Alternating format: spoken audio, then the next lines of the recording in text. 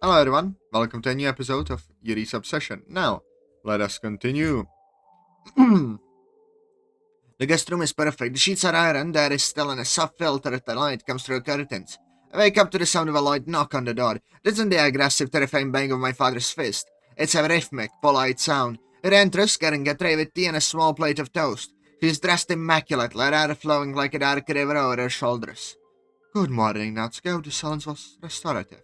Out of my eyes, look at the draft in the mirror. Yeah, I didn't hear a single thing all night. It's weird.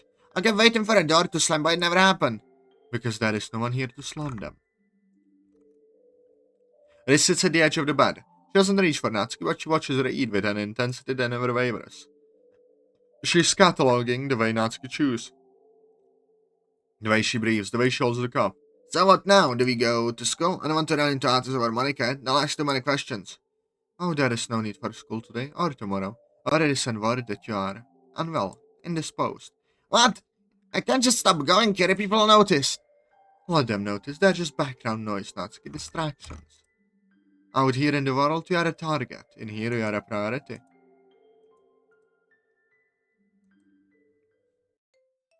White River in the living room. Yuri is knitting and I'm sitting on the sofa. Do I look into a window? It looks like a peaceful afternoon between friends, but the windows are locked. The curtains are never fully open. Every time I move towards my phone, the reset tells just a fraction of a millimeter. I was thinking of texting one of my friends, just so they don't worry. Why would she worry? She is part of the noise, Natsuki. If you talk to her, you bring the outside in. You bring the home back. You don't want that, do you? You don't want the smell of the house back in your lungs. I say, looking down at my phone. No, I guess not.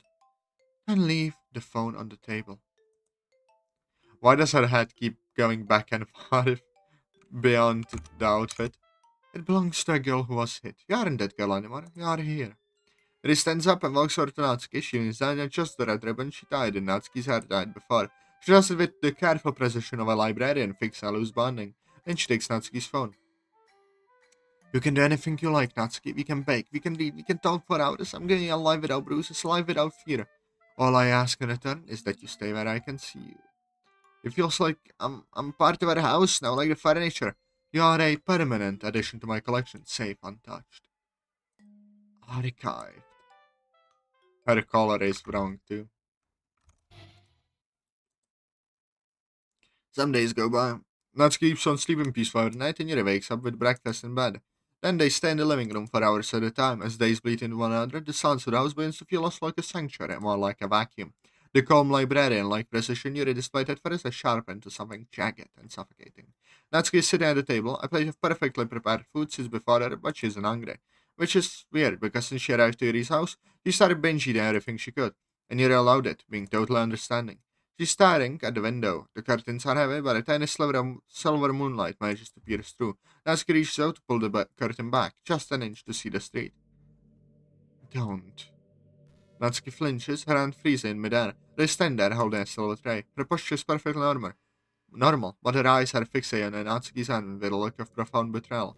I just wanted to see if the mail came, or if people were out. Why did her body jiggle? What? His expression changes. It's a beautiful night here, and maybe we could just sit on the porch for 5 minutes.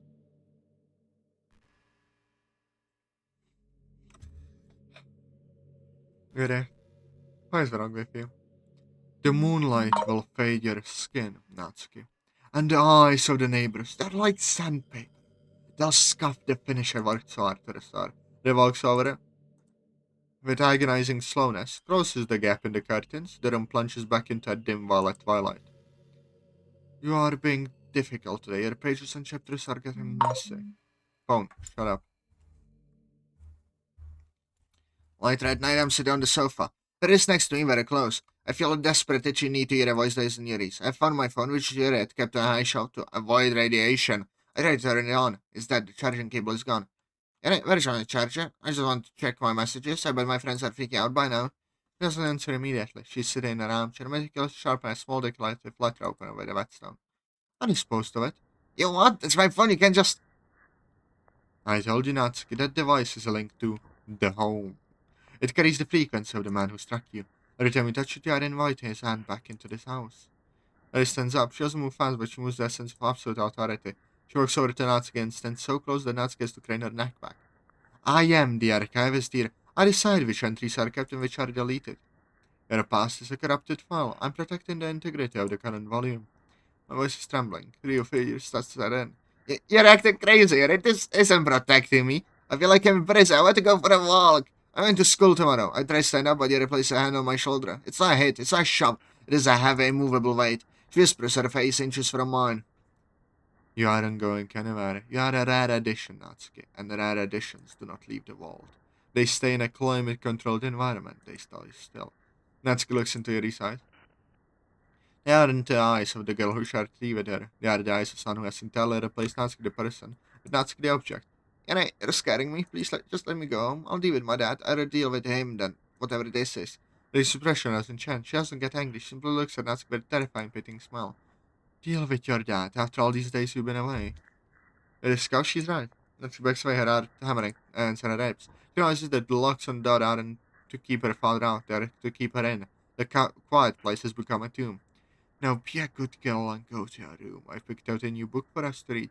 It's a story about a girl who lived in the Tower of Ivory. The sphere in the house snaps. The size of the ones feel like a blanket now feels like a plastic bag on Natsuki's head.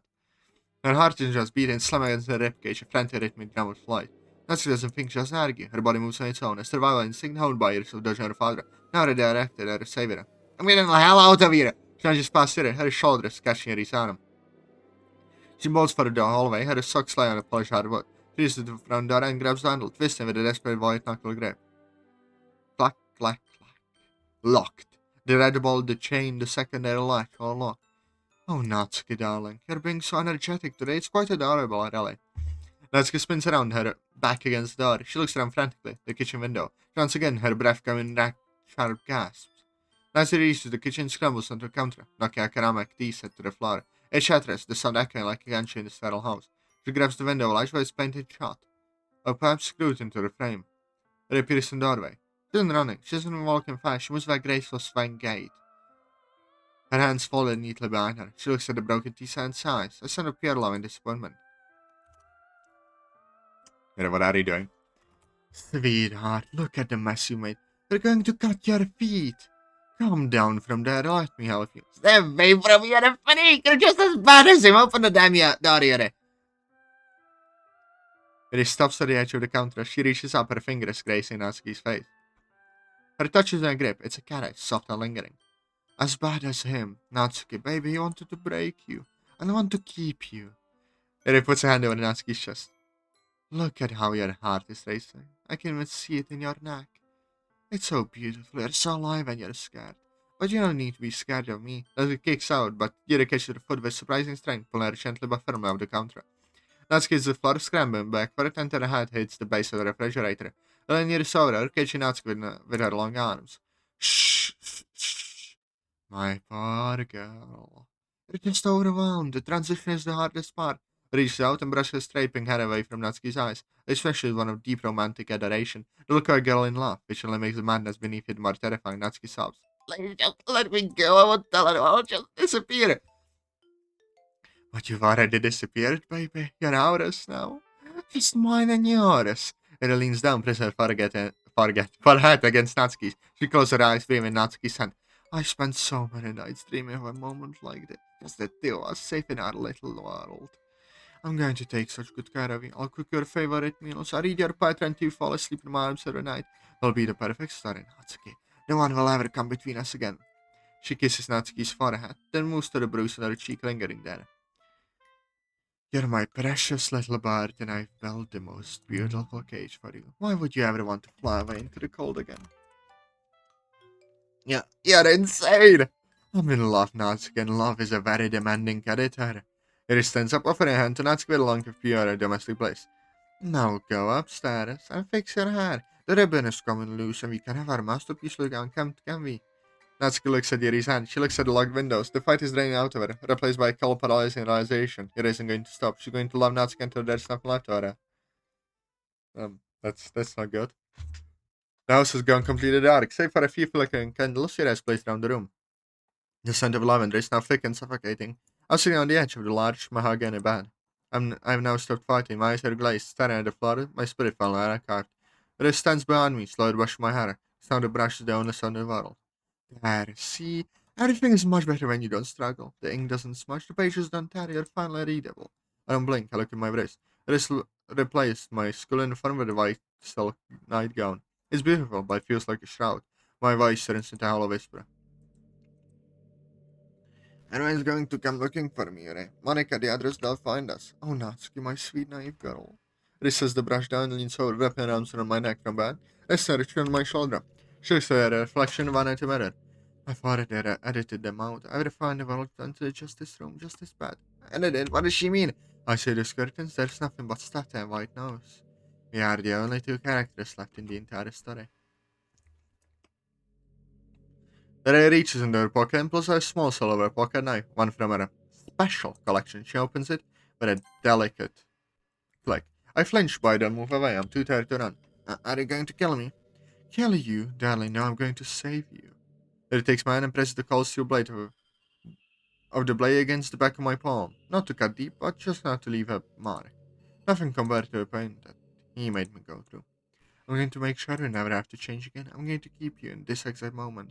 The way you look right now, the way you smell, the way you belong to me. I'm going to lock the script notes. I'm going to delete the exit button. And he turns around to face her. Her white eyes are wide, posing with a terrifying scene showing. Tell me you love the silence nuts. Tell me you're happy in our archive. Tell me you love me. I look into those eyes and my father's belt. I'm in the cold empty school. And look at the silk ribbons, the candles, and the glow has turned her into a doll. A single tear tracks down Natsuki's cheek. It's so quiet, Yuri. It's perfect. I love you. It blows out the last candle. The room is wrapped in pure darkness now. Sleep now, my precious Laura. I'll be right here when you wake up, and the day after, and the year after. The sound of a book being slammed shut echoes through the room. I love you too, my beautiful Natsuki. Dear fucking God. What?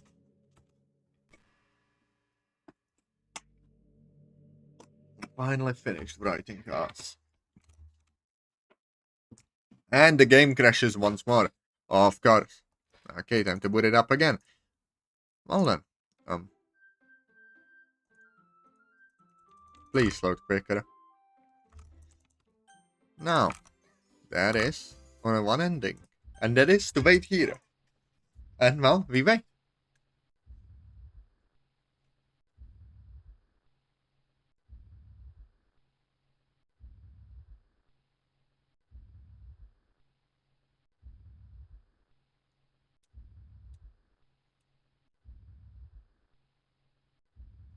I'm waiting. Hello? Because I think that's the only thing that could be done is just to wait. But I'm not sure for how long, or...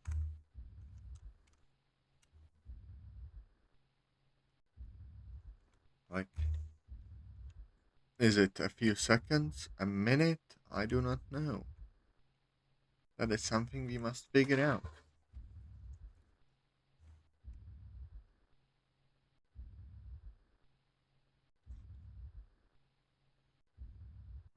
Oh, no!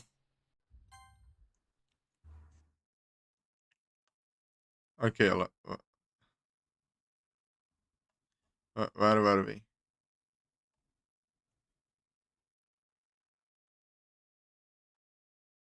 Ah, here, okay. So, but you do something else. You move the cursor, the only physical extension of yourself in that world, and you place it gently over Natsuki's trembling hand. You don't click, you don't move, you just stay.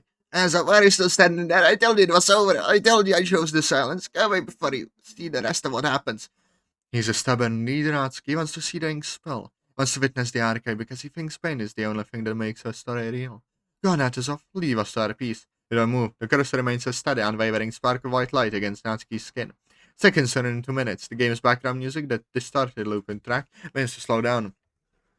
It loses its jagged edge. The discordant ends fading into a low steady hum. By refusing to choose a violent or passive path, you have created a stagnation of the horror. The archive logic requires conflict to grow. Without your struggle and your departure, Yuri's obsession has nothing to feed on. Yuri. Her voice is losing its booming echo, becoming small and fragile. Why aren't you fighting? I'm taking her. I'm locking her away. You should be screaming. You should be trying to delete me. I'm here to delete Yuri. I'm not here to leave Natsuki. I'm just here. Risa has been to tear up. She cries real saltwater tears.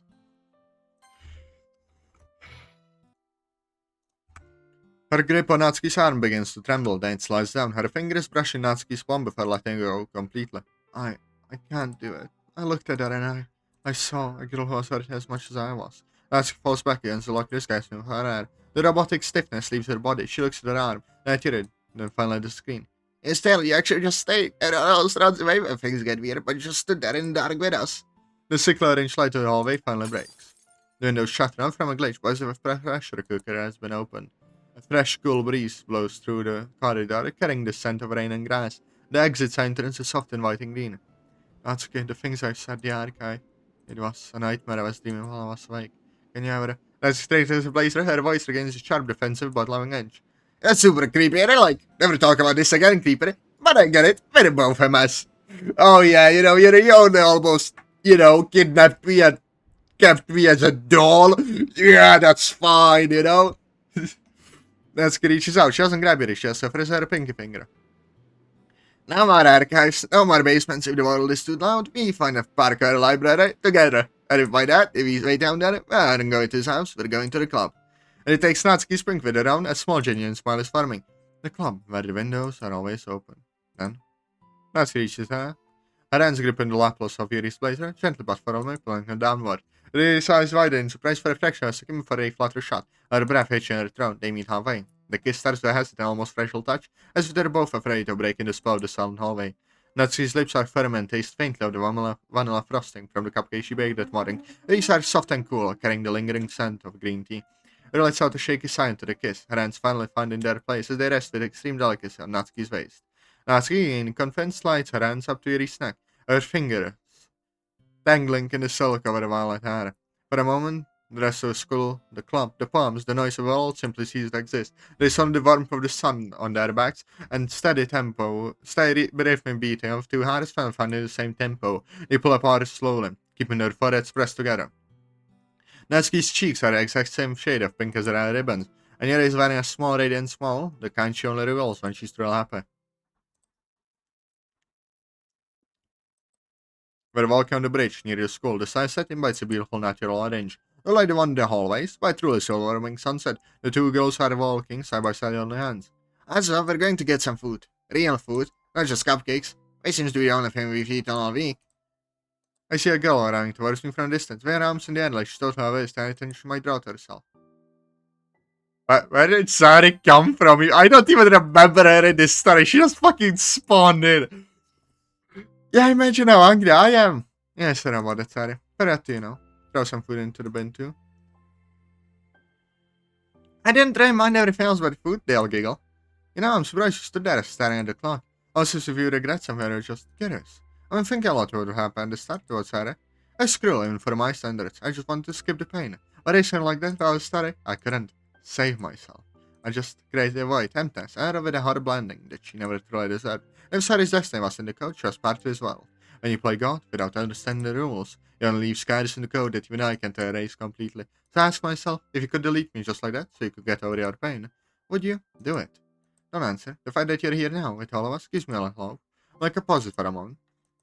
In this club, we're supposed to never reach a happy ending. But with you, we made it. Thank you, Atazoth.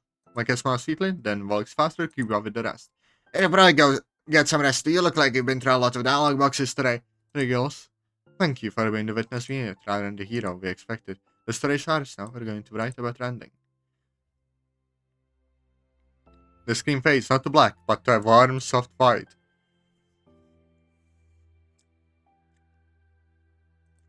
Status. All characters present. Status. No errors. Detected. Why is it so slow?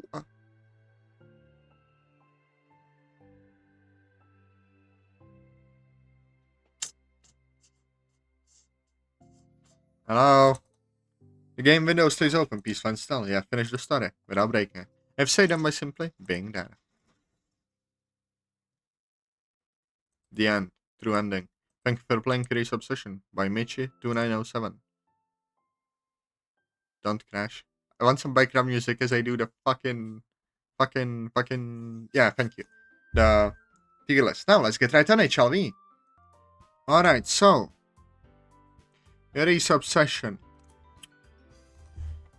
I'll